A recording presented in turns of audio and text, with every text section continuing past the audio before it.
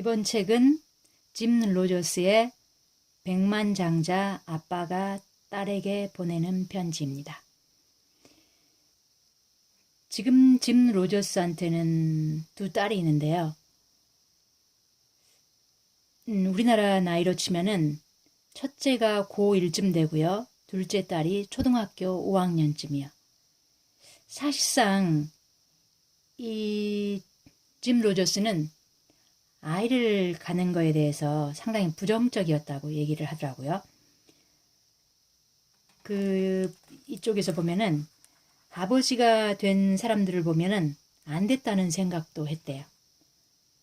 아이를 키우면서 어떻게 다른 일에 시간과 돈을 투자할 수 있을까? 심지어 바보 같은 짓이라고 여겼대요. 그런데 지금은 인생에서 가장 가치 있는 일로 생각한대요. 그래서 이 아빠가 그 두 딸에게 주고 싶은 그 이야기, 이것들을 아빠의 경험과 그리고 실수, 수많은 실수, 이런 것들을 직접 체험한 것들을 들려주려고 이 글을 썼다고 하더라고요. 이 글 속에는 성공담보다는 실수담이 참 많아요.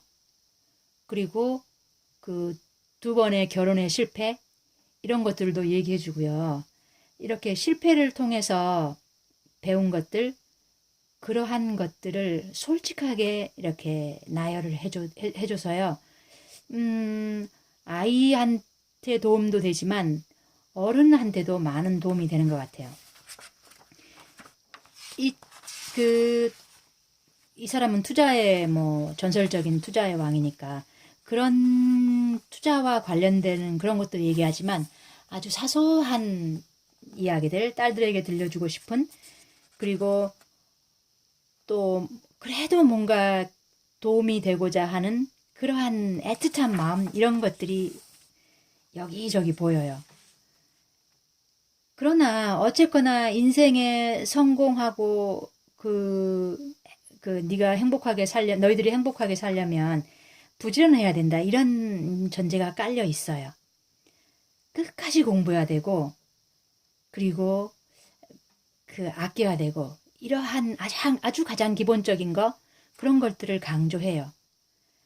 그리고 큰 틀들도 같이 제시해 주고요. 지금은 현재 싱가포르에서 살고 있는데요. 이 두 딸들이 태어났을 때 어떤 것을 해주고 싶어 하냐면요. 제일 먼저 중국의 시대가 올 것이다. 그래서 너희들이 중국어를 영어처럼 모국어로 해야 된다. 그래서 제일 먼저 싱가포르로 이주해서요. 그 도우미도 중국인. 그래서 아이들이 어려서부터 모국어처럼 쓸 수 있게 그렇게 해요. 그래서 공부하는 것도 되게 강조를 해요. 공부 중에서도 특히 철학과 역사 공부를 아주 강조하는데요. 역사 공부 쪽에서는 항상 짐 로저스는 그 역사를 통해서 배우고, 우리가 모든 걸 경험을 통해서 다 배울 수는 없으니까 그런 부분을 어떤 책에서든지 되게 강조하는 것을 볼 수가 있어요. 그리고 경제적인 그런 공부를 변화하는 공부, 이런 것들을 어떻게 해야 되냐면 앉아서만 공부하는 게 아니라 체험을 통해서. 그래서 이 사람이 두 번의 세계 일주를 하거든요. 그러니까 1990년에서 91년, 그때는 오토바이 여행을 하고요. 그리고 나중에는 지금 현재 부인과 자동차로 또 세계 일주를 하는데, 그때 자기가 직접 처음에 어떤 경험담을 하냐면요. 그러니까 아프리카의 알제리에 투자를 하기 위해서 알제리를 샅샅이 여행을 했다고 그래요. 근데 그때 알제리에서 왜 알제리에 투자하는 거를 접었냐면요. 알제리에서는 암시장이 거의 외환 환전 이런 거를 담당하는 걸 보게 돼요. 그렇다면 이 나라는 국가가 언제든지 개입해서 조작을 할 수 있겠구나, 환율 조작을. 그래서 알제리는 접거든요. 그리고 중국에 왔을 때, 그때가 그 88년에도 오고 또 99년에도 오고 이러더라고요. 중국에 왔을 때는 어떤 걸 높이 사냐면요. 중국 사람들의 저축률 거의 수입의 3분의 1쯤 저축을 하고 있고 그 다음에 정말 부지런하게 일하더라. 그 두 가지를 보고 아, 이 나라는 되겠다 싶어서 그때 그 샀던 심지어 그 상하이 그 주식 거래소 있잖아요. 거기에서 그 샀던 자기가 그 주식도 집에 액자에 끼워놨다고. 그리고 그 집에 액자에 끼워놔서 너네들이 볼 수 있었을 거다. 그러면서 그걸 아주 소중하게 생각하기 때문에 난 그 주식은 팔 생각도 없다. 이렇게 얘기해요. 그러면 그 중국에 대해서는 언제 들어가야 되냐 이런 그 얘기할 때요. 세계의 흐름이라는 게 이제 아시아로 흘러갈 건데 그러면 중국의 그 자기가 샀던 그 시점이 2005년인가 그때부터 또 샀었고요. 그렇지만 중국의 그 사야 할 시기는 언젠가 숨 고르기를 할 거다. 그럴 때 사야 된다. 이렇게. 그러니까 중국이 이렇게 뭐 다지기를 할 때 그때 들어가서 사야 되는데 팔아야 할 시점은 아빠도 모르겠다. 이래요. 그럼 그 팔아야 할 시점이 안 됐을 때는 아마 내가 중국에서 그 산 주식을 너희들에게 남겨줄 것 같다. 왜냐면 이 아빠는 지금 나이가 아주 많으니까. 그런 얘기도 해요. 그리고 어쨌거나 경험을 통해서 그러니까 인도도 그 아주 오랜 시간을 여행하거든요. 근데 인도는 왜 그러면은 투자의 시점을 인도는 아직 아니라고 생각하냐면요. 아마 너희 세대 때는 네가 갔을 때는 인도가 살 시점이 될 수 있을지도 모르는데 지금 현재로서 아빠는 아니라고 본다. 이렇게 얘기를 해줘요. 그것만 얘기하는 게 아니라 그 투자에 대한 것들도 아빠의 실수담을 많이 얘기하거든요. 그 큰 실수담으로는 그 이란 이라크 전쟁이 터지기 전에 그 유가가 그 전쟁이 터지기 전에 자기는 유가를 팔아버렸고 그리고 나서 전쟁이 터지고 유가가 많이 올랐는데 그 이미 오른 장세에 다시 들어가서 자기가 다시 그 큰 손해를 본 거 이렇게 손해를 보거나 큰 실수를 하거나 아빠가 약간 다혈질이라서 이런 식으로 공부를 했지만 그러니까 아빠의 공부는 모자랐다 이런 식으로 얘기를 해요. 그러면서 정말로 투자를 한다면 그 재무제표만 볼 것이 아니라 그 밑에 있는 각주까지도 다 공부해야 된다. 그런 게 그렇지 못하겠으면 투자를 하지 말아라 이렇게 얘기해요. 투자를 하지 않는 것이 답이라는 거죠. 그때 그러니까 조금이라도 모른다면 하지 말아야 되는 거예요.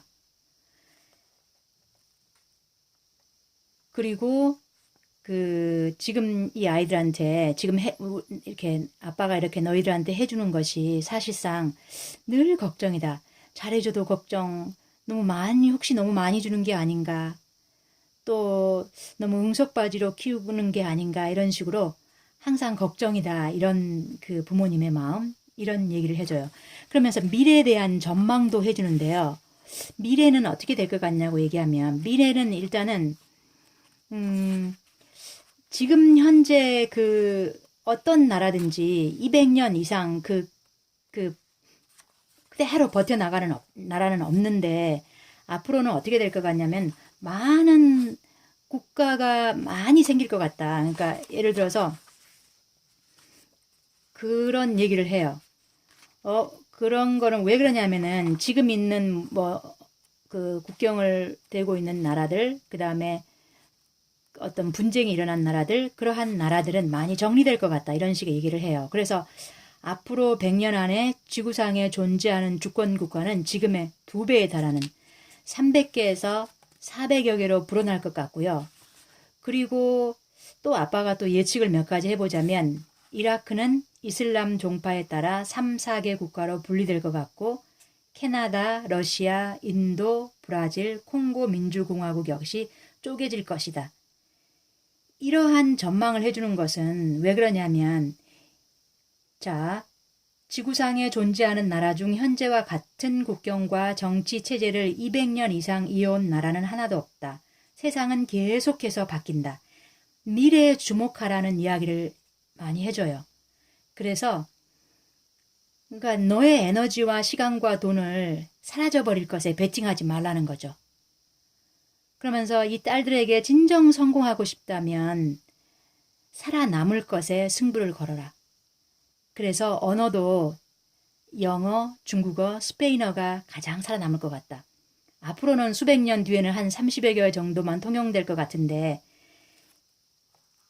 그렇게 살아남을 것, 이런 거에 배팅하라는 이야기를 해요. 항상 노력하라는 얘기, 공부하라는 얘기, 이런 얘기도 많이 하면서 아빠가 그 미래를 전망해 주면서 이러한 그 성공의 팁까지 주는 거. 그러니까 아빠도 항상 공부를 하면 모르는 게 더 많이 생긴다. 이런 데 강조를 많이 해주더라고요. 그리고 이제 그 두 번의 결혼에 실패를 했잖아요. 그래서 어떤 또 충고도 해주냐면요. 네가 심지어 예식장에 갔더라도 이게 아니다 싶으면 거기서 뛰쳐나와라.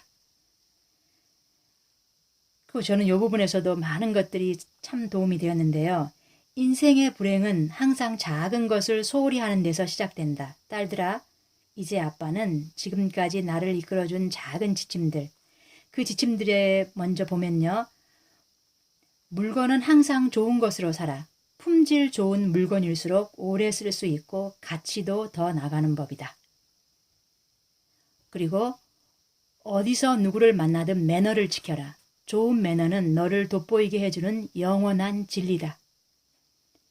어딜 가든 정치하는 사람들을 조심해라. 정치인들은 학창시절 쉬는 시간에나 큰소리 치던 것 빼고는 그다지 대단한 사람들이 아니다. 자, 아빠로서요. 또 나이를 먹으면 남자친구를 사귀게 될 것이다. 아빠가 항상 곁에 붙어 조언해주고 싶지만 쉽지 않으니 남자친구를 만날 때 지켜야 할 원칙 몇 가지를 이야기해 주겠다. 이 아빠는 지금 나이가 많잖아요. 이제 자기 아이들은 이제 초등학교 5학년 고1이고요. 그래서 그 아빠의 그 애틋함이 느껴져요. 우선 너희들이 남자친구를 필요로 하는 것보다 그들이 너희들을 더 필요로 한다는 사실을 기억하고 남자들은 너희들의 환심을 사기 위해 수없이 달콤한 약속을 늘어놓을 수도 있다. 어떻게 해야 할지 상담해 볼 수도 있겠지만 그보다는 네 감정에 솔직해야 한다. 상대가 너희들에게 터무니없는 약속과 사탕발림을 계속한다면 의례적으로 대해주면 그만일 뿐 남자친구를 따라 다른 도시에 있는 학교나 직장으로 옮겨가지 말고 남자친구가 너희들이 있는 곳으로 오도록 만들어라. 또 싱글즈 바에는 가지 마라. 얻을 게 없다. 자, 또 아빠의 마음이요. 아빠나 할아버지만큼 나이 들어 보이는 남자들 중에도 너희들을 딸이나 손녀로 보지 않는 사람이 많으니 조심해라. 그리고 28살까지는 결혼하지 않았으면 좋겠다. 왜냐하면 너희들 자신과 세상에 대해 좀 더 안 뒤에 결혼해라. 그리고요. 낮술은 먹지 마라. 보스와 1대1로 술자리도 가지지 말고 그리고 그 직장 생활과 사생활의 경계를 분명히 하고 웬만하면 사내 연애도 하지 마라. 이런 식의 얘기도 하고요. 또 자, 아빠의 그 아주 따뜻한 마음이요. 장거리 운전을 해야 하거나 대중 앞에 나서야 할 때는 미리 화장실에 들러라. 타이핑과 바느질은 꼭 익혀두어라. 아빠는 둘 다 잘못해 후회할 때가 많다. 자, 이런 말도 했어요. 암산을 많이 해봐라. 숫자에 밝으면 다른 사람들이 못 보는 오류를 발견하는 등 이점이 많다. 계산기가 없어 모두 쩔쩔매고 있을 때 암산을 잘하면 얼마나 유리하겠니? 그리고 약속 시간보다 항상 먼저 나가 있어라. 시간을 더 효율적으로 사용할 수 있고 상대방에게 좋은 인상을 심어줄 수 있다.